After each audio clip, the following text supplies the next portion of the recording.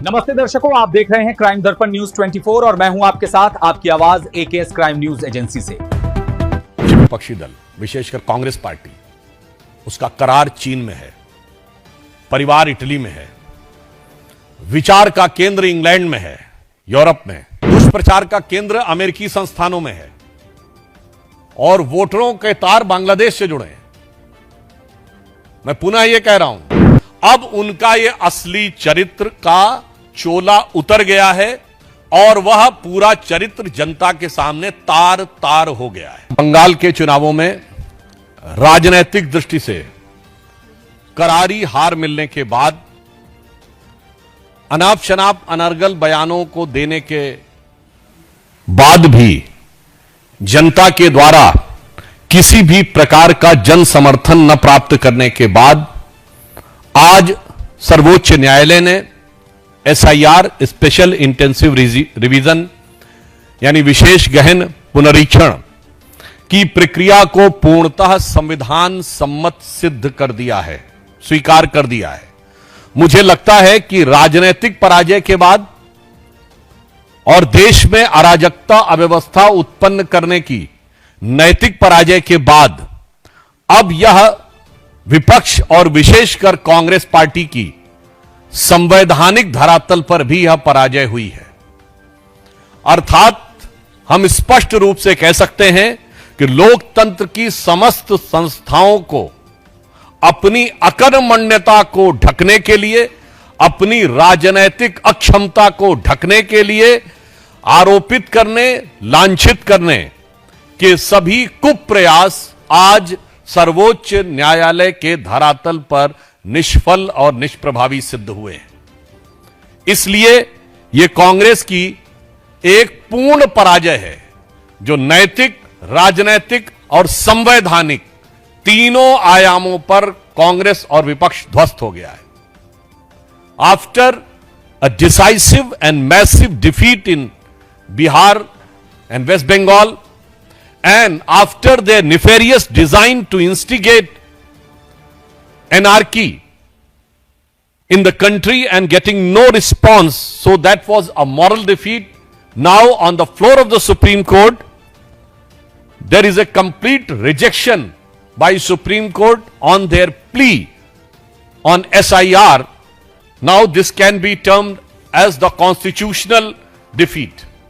So I can say that after this judgment of Supreme Court, the complete defeat of opposition, Congress party in particular, and Mr. Rahul Gandhi in particular has been summarized as PCM, political, constitutional and moral defeat. सबसे पहले हम संवैधानिक दृष्टि से कहेंगे तो बहुत स्पष्ट रूप से न्यायालय ने यह कहा है कि SIR exercise is not in conflict the representation of people's act and 1960 rules and it doesn't detract from the constitutional imperative of free and fair election. न्यायालय ने और भी आगे स्पष्ट रूप से कहा है कि एसआईआर के माध्यम से जिस उद्देश्य को प्राप्त करने की कोशिश की जा रही थी उसका स्वतंत्र और निष्पक्ष चुनाव सुनिश्चित करने के संवैधानिक लक्ष्य के साथ सीधा संबंध है। इसका मतलब फ्री एंड फेयर इलेक्शंस को इंश्योर करने के लिए it was very much required. तो जो उनका मूल आधार था वह पूरी तरीके से ध्वस्त हो गया। कोर्ट ने आगे यह भी कहा है कि चुनाव आयोग द्वारा दर्ज किए गए कारण, जिनमें पिछले गहन पुनरीक्षण के बाद 4 दशकों से अधिक का समय बीता है, पिछले कुछ वर्षों में बड़े पैमानों पर नाम जोड़े गए और हटाए गए, जिसमें उन्होंने कहा कि अर्बनाइजेशन हुआ, शिफ्टिंग हुई, डुप्लीकेशन हुआ, लोगों का आना हुआ, परंतु उसके बाद भी यह प्रक्रिया अत्यंत आवश्यक थी। अतः सर्वोच्च न्यायालय ने इसको संविधान सम्मत माना है और चुनाव आयोग के अधिकार के अंतर्गत माना है और निष्पक्ष और पारदर्शी चुनाव की प्रक्रिया के लिए आवश्यक माना है। तो हम यह कह सकते हैं कि इंडी गठबंधन, जो सनातन धर्म विध्वंसक और घुसपैठिया संरक्षक है, उसका वास्तविक चरित्र आज उठकर सामने आ गया है। On the political ground I would like to ask, ये लोग क्या आपको कोई मेहनत करते हुए दिखाई पड़ते हैं? गृह मंत्री अमित शाह जी ने कहा कि मैं 25 दिन लगातार बंगाल में रहूंगा। राहुल गांधी जी कहां थे बंगाल में? चलिए, आप कह सकते हैं कि बंगाल में हम बहुत मेन क्लेमेंट नहीं थे, तो असम में तो आप मुख्य विपक्षी दल थे। कितने दिन रहे विपक्ष में वहां असम में जाकर? उसकी बजाय कहीं कार निकोबार में घूम रहे थे, कहीं वियतनाम में घूम रहे थे। मैं पूछना चाहता हूं यह बात नैतिक और राजनीतिक आधार पर। हमारे सभी प्रमुख नेता, हमारे पूर्व राष्ट्रीय अध्यक्ष नड्डा जी, वर्तमान राष्ट्रीय अध्यक्ष नितिन नवीन जी, इसके अतिरिक्त अमित शाह जी, इसके अतिरिक्त रक्षा मंत्री राजनाथ सिंह जी, तमाम लोगों की आपने वो बैठकें देखी होंगी, वो सम्मेलन देखे होंगे, जो शक्ति केंद्र और बूथ लेवल कार्यकर्ताओं के कार्यक्रम आपने देखे, मंडल अध्यक्ष स्तर लोगों के कार्यक्रम देखे। कांग्रेस में कितनी बार आपने बूथ लेवल कार्यकर्ताओं के सम्मेलन देखे? कितनी बार मंडल अध्यक्ष के सम्मेलन देखे? अर्थात काम कुछ नहीं करना, चुनाव के समय भी मन लगाकर कोई काम नहीं करना, फिर बाहर से जाकर कुछ बातें अनाप शनाप बोल देना और फिर यह सोचना कि उनको चुनाव जीत लिया जाएगा। मुझे लगता है देश की जनता यह समझ रही है। और इसका एक और खतरनाक अर्थ भी है। यह विषय सिर्फ यह नहीं है कि एसआईआर पे आरोप निराधार सिद्ध हुआ, विषय उससे ज्यादा गंभीर है। आज विपक्षी दल और मुख्य विपक्षी दल, विशेषकर कांग्रेस पार्टी, उसका करार चीन में है, परिवार इटली में है, विचार का केंद्र इंग्लैंड में है, यूरोप में, और दुष्प्रचार का केंद्र अमेरिकी संस्थानों में है, और वोटरों के तार बांग्लादेश से जुड़े हैं। मैं पुनः यह कह रहा हूं, करार के तार चीन से जुड़े हैं, विचारों के तार यूरोप से जुड़े हैं, दुष्प्रचार के तार अमेरिका से जुड़े हैं, परिवार के तार इटली से जुड़े हैं, और वोटरों के तार बांग्लादेश से जुड़े हैं। मुझे लगता है अब उनका यह असली चरित्र का चोला उतर गया है और वह पूरा चरित्र जनता के सामने तार तार हो गया है। तो मैं सिर्फ अंत में कांग्रेस का जो दुष्प्रचार है, विशेषकर राहुल गांधी ने, आपको याद करिए, यह बिहार के चुनाव को लेकर था। बिहार के चुनाव में कितनी रैलियां की, कितनी बार उन्होंने विपक्षी दलों के लोगों को बुलाया। आपने स्टालिन को बिहार में बुलाया, जिनके लोगों ने बिहार के लोगों के बारे में क्या क्या नहीं बोला था। आपने उन रेवंत रेड्डी को बुलाया, जिन्होंने बिहार के डीएनए के बारे में क्या क्या नहीं बोला था, और उसके बाद हार का ठीकरा फोड़ दिया चुनाव आयोग पे। तो इसलिए मैं कांग्रेस पार्टी को और विशेषकर राहुल गांधी जी को कहना चाहूंगा, इस निर्णय के बाद उन्हें इंट्रोस्पेक्शन करना चाहिए और अपशब्दों की भाषा छोड़नी चाहिए।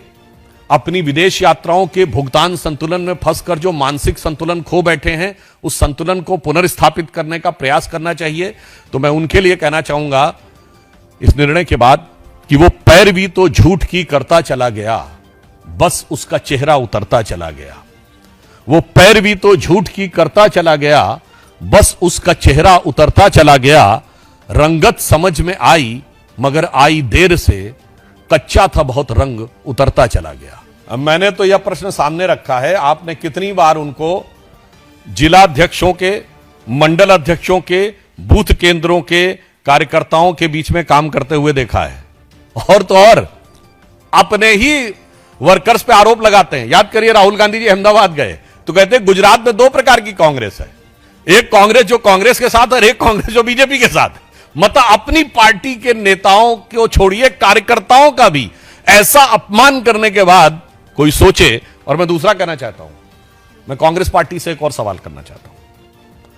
आप सिर्फ विपक्ष में नहीं है, आप कई राज्यों में सरकार में भी हैं, और 3 राज्यों में तो आपकी अपने दम पे सरकार है, हिमाचल, तेलंगाना और कर्नाटक। यहां तेलंगाना और कर्नाटक तो समृद्ध राज्य हैं। आप मॉडल दीजिए ना, गवर्नेंस का मॉडल दीजिए। हम जब विपक्ष में थे तो प्रधानमंत्री श्री नरेंद्र मोदी जी ने गवर्नेंस का मॉडल दिया था। तमाम सरकारी जो इंडिकेटर्स थे उसमें उस समय की सरकार उसको स्वीकार करती थी, टॉप रैंकिंग्स में आते थे। कई प्रतिष्ठित पत्रिकाएं लगातार गुजरात को टॉप रैंकिंग स्टेट्स में देती थी। अब हमने मध्य प्रदेश में जो एग्रीकल्चर के प्रोड्यूस को फूड ग्रेन पूल्स में सबसे ऊपर तक पहुंचाया था। मध्य प्रदेश में ये लाडली लक्ष्मी योजना उसी जमाने में आई थी। शिवराज जी को मामू कहना उस जमाने में शुरू किया गया था। उत्तर प्रदेश में हमारी सरकार, इवन जब कल्याण सिंह जी की सरकार आई थी और राजनाथ सिंह जी मुख्यमंत्री थे, तब लॉ एंड ऑर्डर इतना मजबूत होता था। वो एक मॉडल था। तो मैं कह रहा हूं, आपका मॉडल क्या है? विपक्ष में कोई मॉडल यह है कि हर राज्य में 2 धड़े हैं कांग्रेस में, और तुम धड़म धड़ैया रे, सबसे बड़े लड़ैया रे, कि पहले मुझे मिल जाए कि मुझे मिल जाए। आज जो लोग सवाल पूछते थे, मुझे लगता है उन्हें आंखें खोल के देखना चाहिए कि बंगाल में हाकिमपुरा क्षेत्र में जिस प्रकार से लाइन लगी हुई है वापस जाने के लिए, और अनेक लोग उसमें स्वीकार भी कर रहे हैं कि वोट डाल भी चुके हैं पिछले चुनावों में। इससे पहले भी जब यह विषय आया था तो ऐसे लोग भी थे जिन्होंने ऑन कैमरा मतलब इस बात को स्वीकार किया कि 4-4 बार वोट डाल चुके हैं। तो मुझे लगता है कि ज्यादा वोट के लालच में और घुसपैठियों के लालच में कांग्रेस को नहीं पड़ना चाहिए था। एक पुरानी उर्दू की कहावत होती है, कम खाए गम खाए, न हकीम का जाए न हाकिम का जाए। हाकिम का मतलब आप समझते हैं, ऑफिसर, पुलिस वाला, और हकीम मतलब डॉक्टर। तो कम खाओगे तो डॉक्टर के पास जाने की जरूरत नहीं है, गम खाओगे तो लड़ाई नहीं होगी, तो पुलिस के पास जाने की जरूरत नहीं पड़ेगी। तो इसीलिए मैं कह रहा हूं, हाकिमपुरा से उन्हें यह संदेश लेना चाहिए था कि अगर उन्होंने वोट का लालच थोड़ा कम खाया होता तो यह हाकिमपुरा का जो मुकाम है वो नहीं दिखाई पड़ रहा होता। और यह इस बात को प्रमाणित करता है कि गृह मंत्री अमित शाह जी ने जो बात कही वो अक्षरशः सत्य थी। फिर भी किसी को शक व शुबह हो तो बांग्लादेश का एक सांसद तक बोल चुका था कि यदि बंगाल में भाजपा की सरकार आ जाएगी तो बहुत से लोग वापस आने लगेंगे। अब वापस आने के बाद भी किसी को ना समझ में आए तो मैं यह भी याद दिला देना चाहता हूं कि 2024 के लोकसभा चुनाव में द डेली स्टार, जो कि बांग्लादेश का अखबार है, उसमें कांग्रेस के नेता अखबार में आर्टिकल लिख रहे थे कि मोदी हैज टू गो। तो मैं पूछना चाहता हूं, चुनाव भारत में हो रहा था, बांग्लादेश के अखबार में क्यों आर्टिकल लिखा जा रहा था कि मोदी हैज टू गो? ये बांग्लादेश में संदेश क्यों दिया जा रहा था? और वो संदेश का प्रभाव देखिए। असम के मुख्यमंत्री हेमंत बिश्व शर्मा जी ने कहा है कि असम का धुबरी क्षेत्र मिनी बांग्लादेश है, और उस तथा कथित मिनी बांग्लादेश, जो मैं नहीं कह रहा हूं, असम के मुख्यमंत्री एक नहीं अनेक बार कह चुके हैं, तो उनसे ज्यादा तो बेहतर स्थिति को नहीं जानता होगा। वहीं से सबसे रिकॉर्ड जीत कांग्रेस को हासिल हुई है। 2024 के लोकसभा में कांग्रेस के रकीबुल हसन धुबरी लोकसभा से 10,25,000 से जीते हैं, राहुल गांधी से 3 गुनी बड़ी विक्ट्री। तो मुझे लगता है इसके बाद अगर आप तार जोड़ के देखेंगे तो सारा खेल समझ में आ जाएगा।